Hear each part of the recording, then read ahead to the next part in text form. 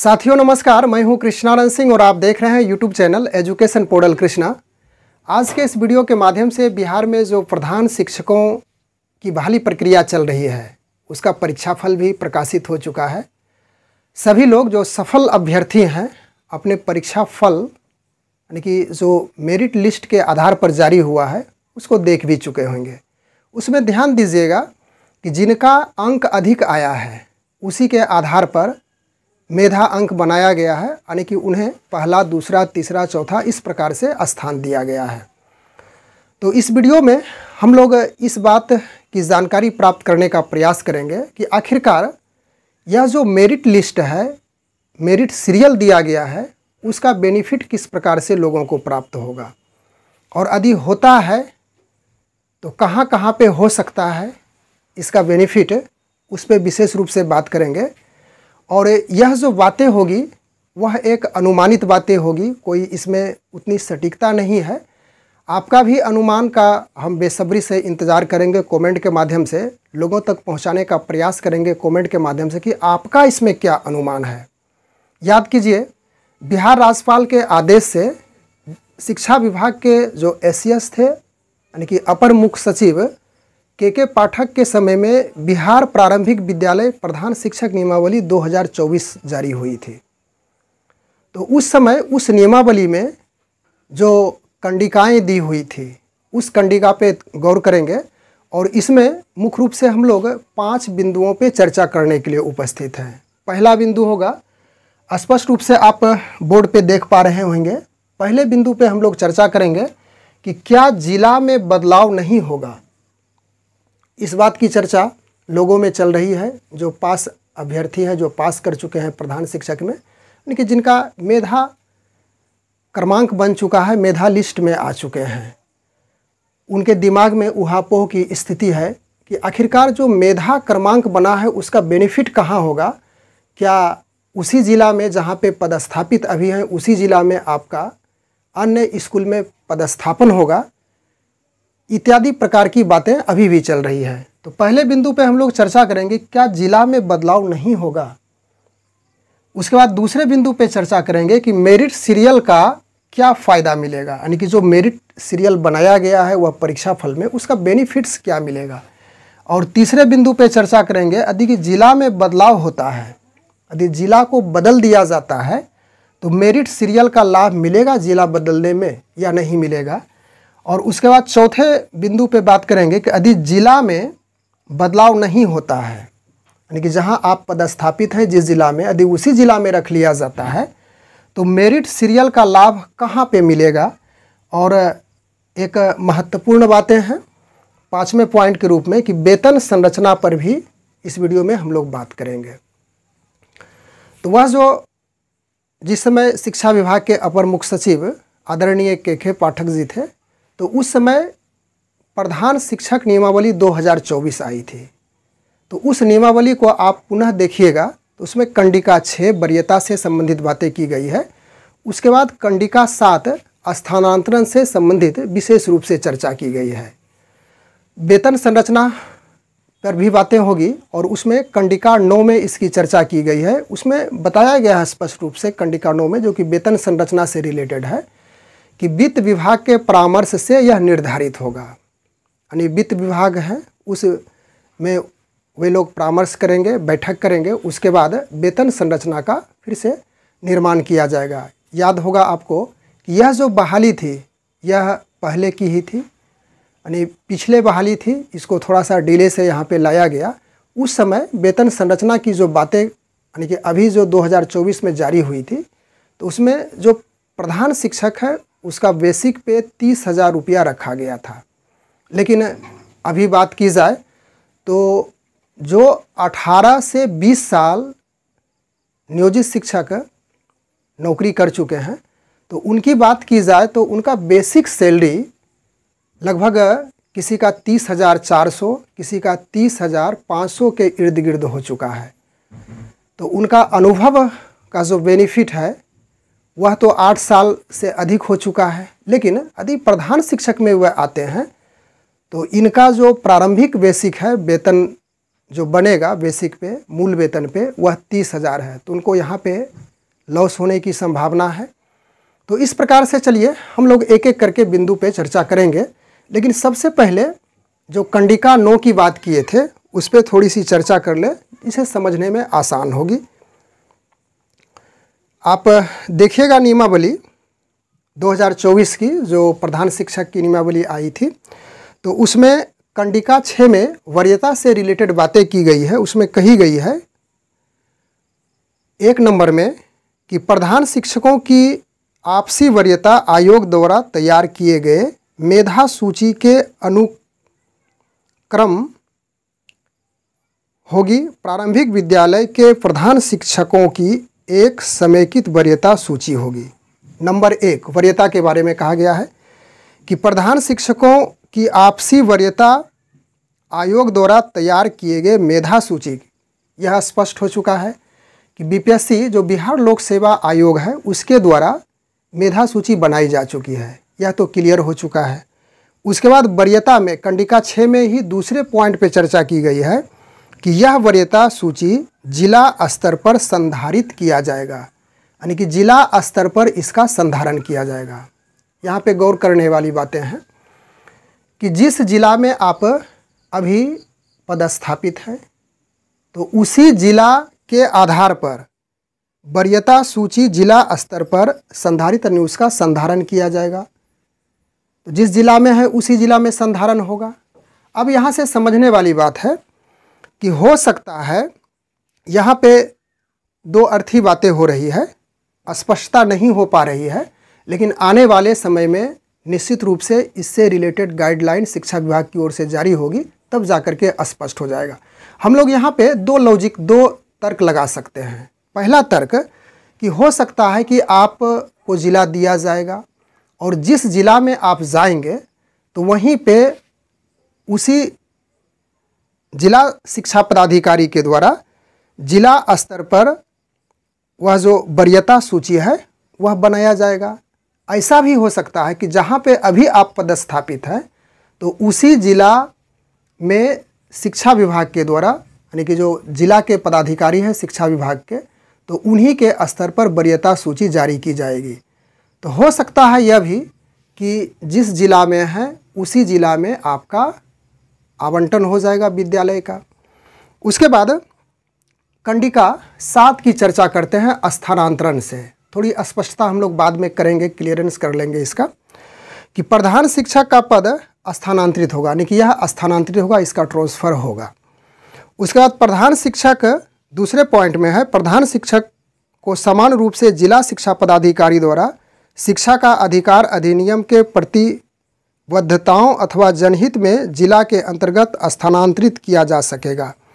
उसके बाद तीसरा पॉइंट है, प्रधान शिक्षकों को विभाग द्वारा तय की गई अवधि पूर्ण करने पर जिला के अंतर्गत स्थानांतरित किया जा सकता है। उसके बाद आगे है कि इसे केवल 2 बार स्थानांतरण का मौका होगा, जिला स्तर पर या तो फिर जिला में या फिर जिला के बाहर भी करने की बात इसमें कही गई है। तो यह बातें थी। उसके बाद हम लोग अब मुख्य बातें पे आ जाते हैं।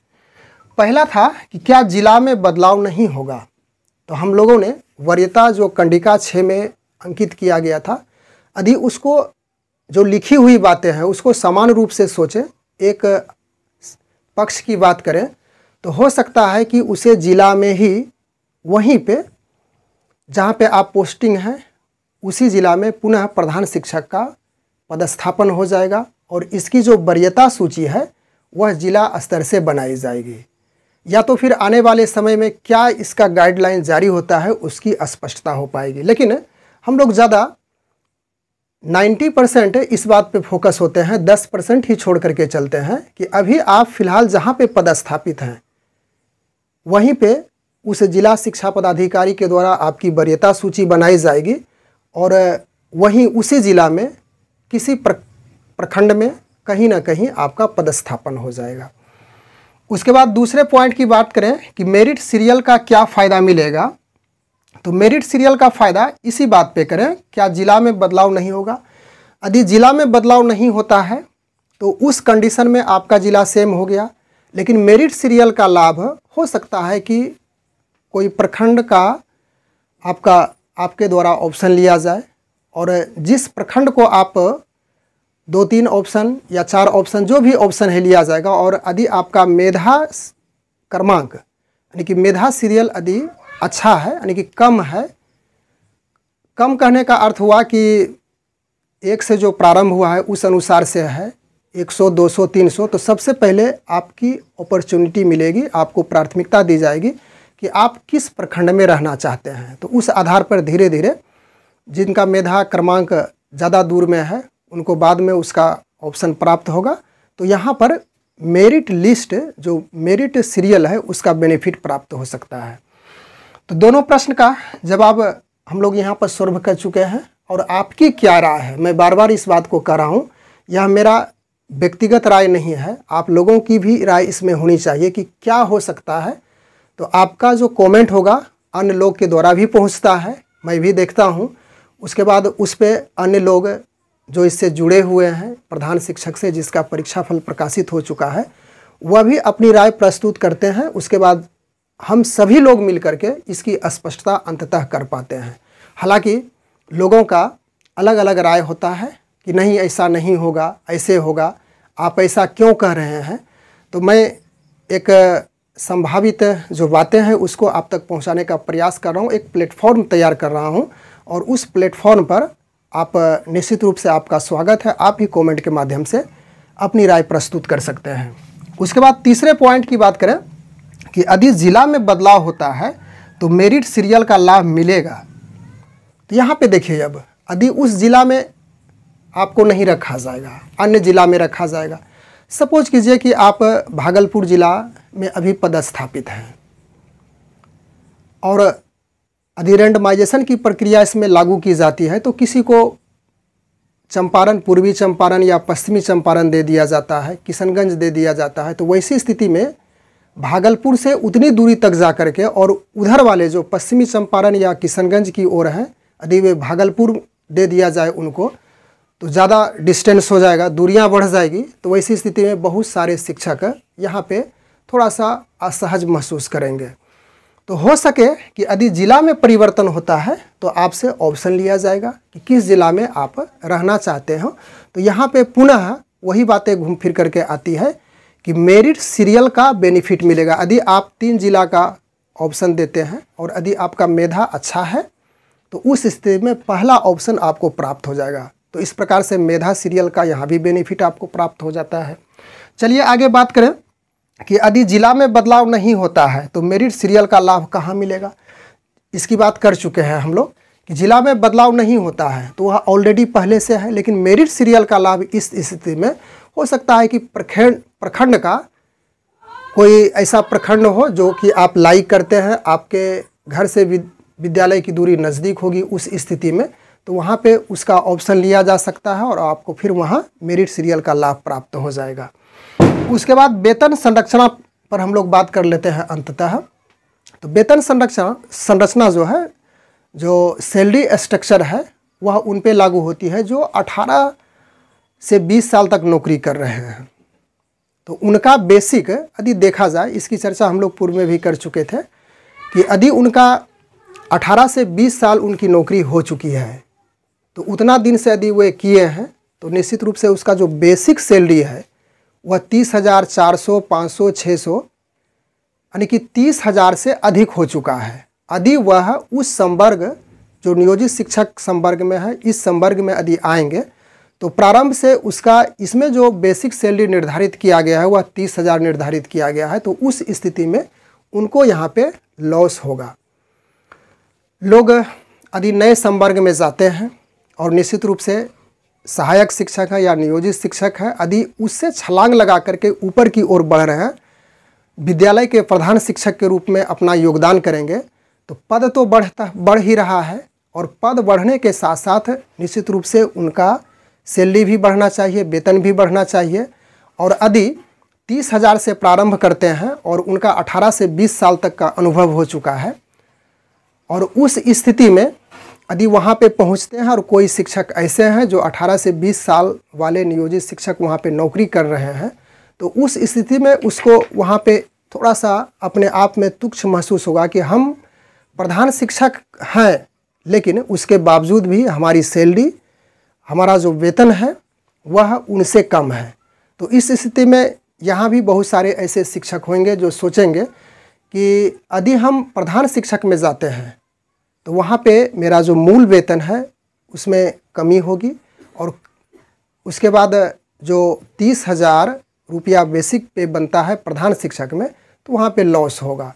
तो इस पे भी बहुत सारे शिक्षक मंथन करेंगे, सोचेंगे कि जाएं या ना जाएं। तो इस स्थिति में यह जो प्रधान शिक्षक का वेतन है, बेसिक सैलरी, यानी अंततः जो मिलेगी सैलरी, तो वह निश्चित रूप से उन शिक्षकों के अलावा, यानी कि जो पीछे वाले शिक्षक हैं, सहायक शिक्षक हैं, उनसे निश्चित रूप से थोड़ा सा आगे होना चाहिए। हालांकि इस पे जो वेतन संरचना है इस पे विचार विमर्श निश्चित रूप से किया जाएगा, और वित्त विभाग के परामर्श से निश्चित रूप से इसका कुछ न कुछ नए प्रकार का आकर्षक वेतनमान निर्धारित होगा। तभी उस स्थिति में वे शिक्षक सुकून महसूस करेंगे। तो निश्चित रूप से हम लोग इस वीडियो में जो मुख्य बातें थी उनको लेकर के उपस्थित हुए थे। 4-5 प्रश्न इसमें बना था, उसका हम लोग कुछ न कुछ एनालिसिस किए। जहाँ तक मेरी समझ थी, जहाँ तक हम समझ रहे थे इस बात को, उसको क्लियर करने का प्रयास किए। फिर से मैं उस बात की पुनरावृत्ति कर दूं कि आप इस प्लेटफॉर्म पर आपका स्वागत है। आप आपके अनुसार से, आपकी सोच, आपकी समझ के अनुसार से क्या हो सकता है, आप ज़रूर कमेंट के माध्यम से लोगों तक पहुंचाने का प्रयास करेंगे। और वीडियो अच्छी लगे, मेरा जो प्रयास है वह यदि आपके लिए कुछ न कुछ सार्थक लगे तो निश्चित रूप से लाइक भी करेंगे, और यदि चैनल पर पहली बार आप हैं तो सब्सक्राइब भी करेंगे। बस आज के वीडियो में इतना ही। Thanks for watching. Good bye.